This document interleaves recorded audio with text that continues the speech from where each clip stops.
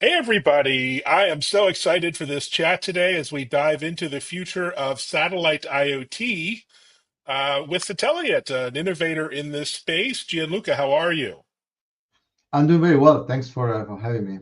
Thank you. Well, thanks for being here. It's just an amazing time to talk all things intersection of telecom and space, and you're at the cutting edge. Before that, maybe introduce yourself, your role at the company, and your mission at Sateliot. Look, so my name is Gianluca Rodolfi. I'm Italian. I'm the Chief Commercial Officer at Sateliot. I'm there since the beginning of Sateliot. And here at Sateliot, what we think our view is that a connected world is the better world. So we strive. What we are looking for every single day is to make connectivity available everywhere for everything and for everybody around the globe. That's what we're trying to do. Well, that's quite an ambitious mission. And of course, IoT, as we know it, has been around since 1999 as a term of art. So we've come a long way. But what's the big idea behind IoT connectivity from space? What are you hoping to achieve, and how does your network sort of look exactly? I mean, the story is that we think that the fact that the technology exists doesn't mean that technology is really there for everybody. There are many examples. I mean, if the computer existed from the 50s, but until it has been done in a way where everybody could have access for a really reasonable price, it didn't become really widely adopted. Um, Mobile telephony was also the same. I mean, existed in the 70s, in the 80s, but until it became cheap enough, it has not been adopted by everybody. And typically, this adoption is because of a standard. And when you standardize things, it becomes much more cheaper to produce, and then the adoption goes up and becomes for everybody and for everything. So the idea behind our own company is to extend the coverage of the telecom operators, mobile telecom operators, and to extend their standards also to satellite.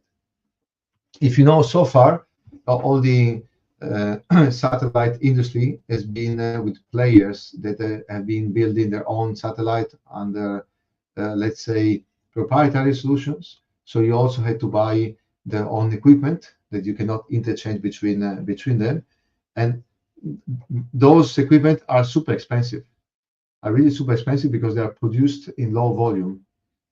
And if you will be able to tap in the ecosystem of the mobile telephony production, then the price of the devices goes down a lot. Okay, so if you now can buy a simple phone, a feature phone at maybe $20, or a smartphone at $150, is because it is produced and it can be used basically in every single country of the world. So what we did, we went into the 3GPP organization, which is the organization that set the standards worldwide. We introduced the idea of having an extension of the cellular protocol also to the satellite world back in 2020. It took 3 years to convince the community, to discuss it, and to have it approved. Of course, it's not just our work; it's the work of contribution of all the key players around the world. You can mention some of them that everybody knows. You have Apple, Sony. You have also Qualcomm. You have MediaTek. You have the big telecom operators. You have basically all the ecosystem around the globe, from a company from Asia, Europe, America, and Australia. You have companies from everywhere. We've been the biggest contributor to the new release. The release is extending, which is called 17 NTN, non-terrestrial network. And now it's a reality since a little bit more than 1 year. Meanwhile, in parallel, we've been building satellites.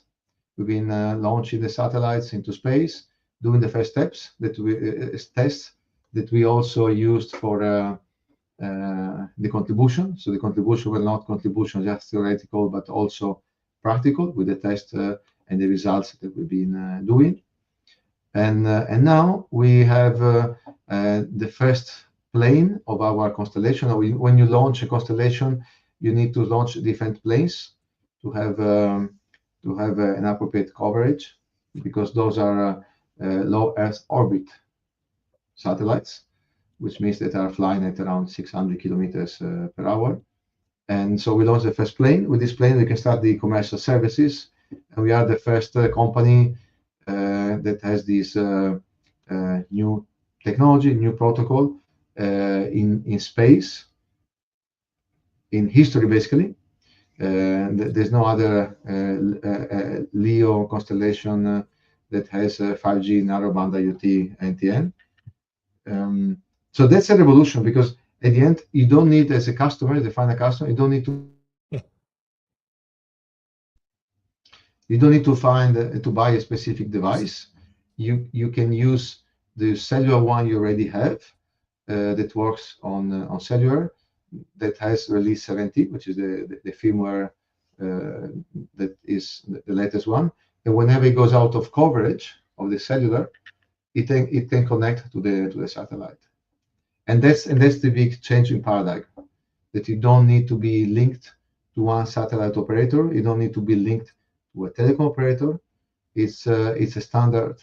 So you basically can have connectivity with the providers or connectivity that you, as a customer, you find more appropriate. Yeah, it's an amazing value proposition. Almost science fiction like, but of course this is reality now. Very exciting. Maybe you could talk about some of the net new real world applications or use cases, scenarios where you might be making an impact today, or new things that you couldn't do with terrestrial connectivity in the past. I lost you for a moment. Sorry, Ivan. Maybe we could talk about some of the net new real world applications or use cases that you're enabling, things that you couldn't do in the past. Yeah, I can give you some indication and also some volume. So the key thing here is that so far, if you think about satellite, you think about something expensive. So the application that has been using satellites so far in remote areas, because otherwise you will use cellular, basically are applications or use cases where the connectivity is critical, and the asset you monitoring or define a use case has a certain value, because you need to pay a lot of money. You need to pay $500 to $1,000 dollars for the device, and then maybe $10-20 per month. Okay, so you cannot easily monitor all the pallets you have around the world with this, because it's not that critical. Okay, of course you want to know where the pallets are or where your containers are, but if it costs too much, well, you will not do it, or you will do that with a really small portion of your fleet of trucks or containers. So the key thing here is that we are enabling much more use cases than before. So we're not enabling the critical. They might be staying on the old way of doing satellites for the moment, but all the ecosystem that is already in place. We're talking about, I mean, the stats are saying that there are multi-billion IoT devices in the world. Everything is monitored nowadays, in the city, outside the cities, everywhere. They're talking about 4, 5, 6 billion devices that are connected of IoT. So we are enabling those monitoring to be able to exist and to work in the same way, even if there's no cellular connectivity. I'll give you some examples. Agriculture. I mean, agriculture has been improving a lot with the smart agriculture, because now you can monitor basically a lot of things. You can monitor the temperature, you can monitor the moisture of the air, you can monitor the sunlight, the temperature, and so on. So that with all these elements in different parts of the field, you have the information, you have your dashboard, you're a farmer, then you say, okay, now I know what I need to do. I need to put more water here, less water. I need to do this, to do that. And this is working, and it is fantastically improving the production. Now, you cannot do it if you don't have cellular coverage. So what we are basically making happen is taking this same ecosystem and expanding the footprint of the impact they have. Also in the areas where before it was not possible. It was not possible because if you want to monitor the moisture every 100 meters, you cannot put something that costs $1,000. Okay, think that instead of $1,000 now it can cost $10, and instead of $10 to $20, it can cost maybe a couple of dollars per month. Wow. The connectivity. So we're talking about a much less expensive. It's a completely different type of game. I can tell you that in volume. So we've been signing so far binding contracts with final customers. I mean, this is public information. We've been telling it many times. So far, IoT by satellite. So in the last 30 years, what has been sold is between 4 to 4.5, maximum 5 million devices that are connected through satellite on IoT. Ourselves, Sateliot, that we started just a few years ago, we already sold more than the double of it in a year and a half. Okay, this is not because we are much better than the others. It's just that the proposition is completely different, and the customers are not they're not out of the 4 million, are mainly out of the cellular that they want to have extension and keeping doing the same that they're doing on the cellular, but also on areas that are not covered by cellular. Brilliant. What an exciting time. Tell us about some of the partnerships, maybe alliances and collaborations that have been critical to growing the business, and what does your go-to-market look like? How does that work within the ecosystem? Also here we're doing something quite different. Historically, all the satellite operators, they've been going to the market, let's say directly. If you want to buy something from the other satellite operators, you typically go all directly over the distributors. We thought it was much better since we are naturally the extension of the mobile network operators. We always thought that the natural go-to-market would be to go through the telecom operators. So what we are doing, basically, we are like a roaming partner of the telecom operators. Whenever there's no cellular coverage around the world, all those customers or telecom operator that signed with us, they can roam into our network, so that their customer, instead of connected to the cell tower, they connect to our cell towers in space, and then we connect back to the telecom operator. So that's our go-to-market.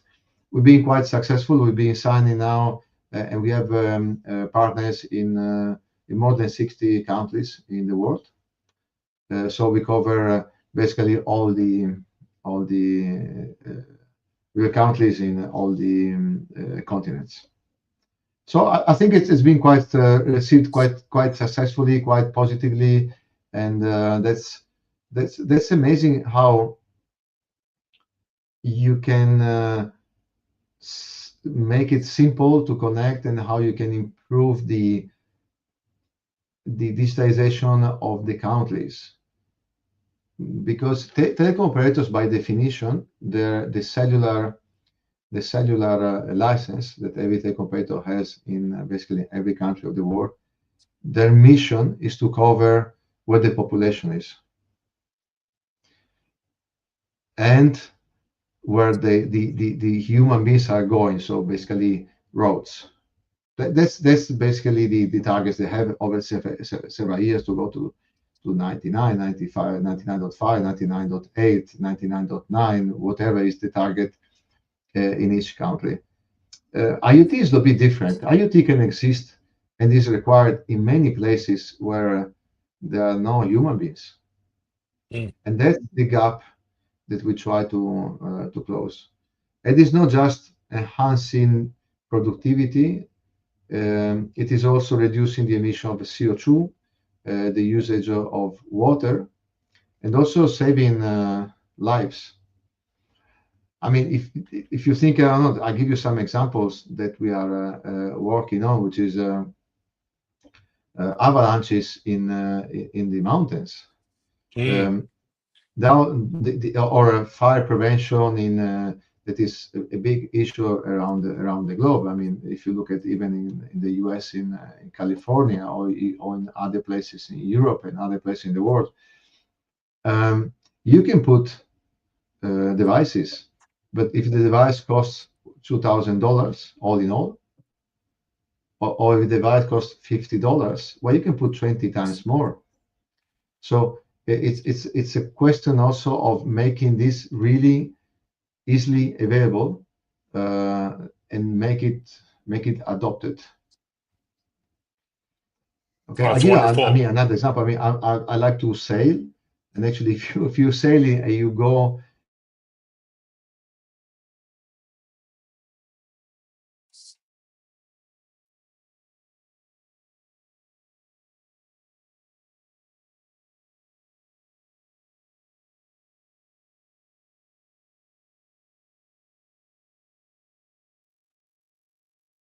I'm back. Okay. I don't Uh, know. I don't. Not a good connection. I hope you can edit it and gather the. yes. Well, thanks. Yeah, so many amazing use cases. Maybe you could talk about bridging the gap today in connectivity. How much of the globe are you covering today, and how do you get to full coverage at some point in the future? Okay, now, in terms of coverage, a LEO constellation covers 100% of the planet. Mm. So we cover 100% of the planet Mm. technically because our satellites are flying over every single place on Earth. Now, this is not happening all the time for the moment. So the more satellites we launch, the less you need to wait to have a second satellite passing over you. Okay, so we have this polar orbit, so they're going North Pole, South Pole, North Pole, South Pole every 90 minutes. This is LEO. So now we have 4 satellites that are operational and commercial. We are launching the rest of the constellation in the next 2 years. And with that, we're going to go and get to basically every minute and real-time connectivity. Now we can offer daily service of few messages per day, which is in some use cases is more than enough. So we are seeing that there's a big market also with a few messages per day. Brilliant. Yeah. Maybe you could talk about the process of bringing on new customers and partners. I'm headed to CES in Las Vegas, where this will be a big topic. For example, I'm getting a briefing from John Deere, who, I know that they're deploying IoT across their tractors and other networks and customers. How long and how difficult is it to connect, their network devices like a tractor? Is that the kind of use case you foresee? Is this a project that takes weeks or months to get started? Well, I mean, there are always different stages. So, especially if it's a big customer, the internal process of taking a decision, starting a project, can take a while, which is out of our scope. Then, in terms of integration, if the final customer is already using IoT on cellular, there's basically no time needed Mm. to also use it on satellite. Because the same devices, when I have release 17, they are by definition and in a native way dual mode. So they can be on cellular and they can be on also on satellite. So I would say it's quite pretty um, quick, the adoption. We know nothing is plug and play, but it's quite quick. It's not having a completely different type of equipment, or it's not. You don't need to choose between cellular and say, okay, this is on cellular, this is on satellite. It's exactly the same one that works on cellular and on satellite, which is quite useful because most of the time the final customer doesn't know, especially if Mm. a connected thing, you don't know where it's going to be. You cannot have too many things. You just want to have one thing that is always working. If you are in the center of the city, or if you are lost in the desert. Yeah. Brilliant. Great opportunity out there. So as you know, data security and data protection, encryption, these are huge topics these days, and geopolitical topics. How do you think about, secure connectivity at scale, and what are your requirements there? This is part uh, of the protocol that, I mean, it's part of the GSM. So this is if you feel secured enough, and the encryption is done in the same way as cellular on terrestrial, we are the same level. Actually, the information goes. We are really transparent, so we don't see the data ourselves. We Mm. are just taking the encrypted data of the final customer and take it back to the telecom operator. To say it maybe in a simpler way, it's the same roaming. If you would go from the US and you would go traveling to Paris, you connected with the Orange, and then you talk. That's the same type of security. It's cellular security, and we consider, and I mean, we didn't have any problem with this, and we see that this is fairly enough for the application that are using the systems. Brilliant. Yeah. So we're in the holiday period now, but it'll be a busy 2025. I personally, I'll be at CES, and then in your neck of the woods in Barcelona for Mobile World Congress. But what else are you looking forward to? What's on your radar as we head into the new year? Oh, it's going to be an incredible year, 2025. I've been working for many years to make it happen. The designing satellites, building, launching, testing, and make it working and available commercially. It's a long way. Uh, even more if you start with the unclosed standard, so that what you build, it has to be standard, and the standard is not defined at complexity. So we passed through all of it, and 2025 looks really challenging for us. But at the same time, we see a very bright future on commercially, technically. Uh, 25 is going to be a completely different year, especially for the company that have IoT in specific area of the countries of the world where they don't have enough coverage. So we look at it very positively. Well, it's an amazing transformation. I can't believe I started my career in paging Oh 35 wow! years ago, and so It's look how IoT. far we've It's come IoT. from pagers to IoT from space. What a journey it has been. Thanks so much for joining, Gianluca. Onwards and upwards, literally, and congratulations on all the success. Thank you very much. Thanks for inviting me. And yeah, thanks Thank you. everyone for listening, watching, and sharing. And see you at Thank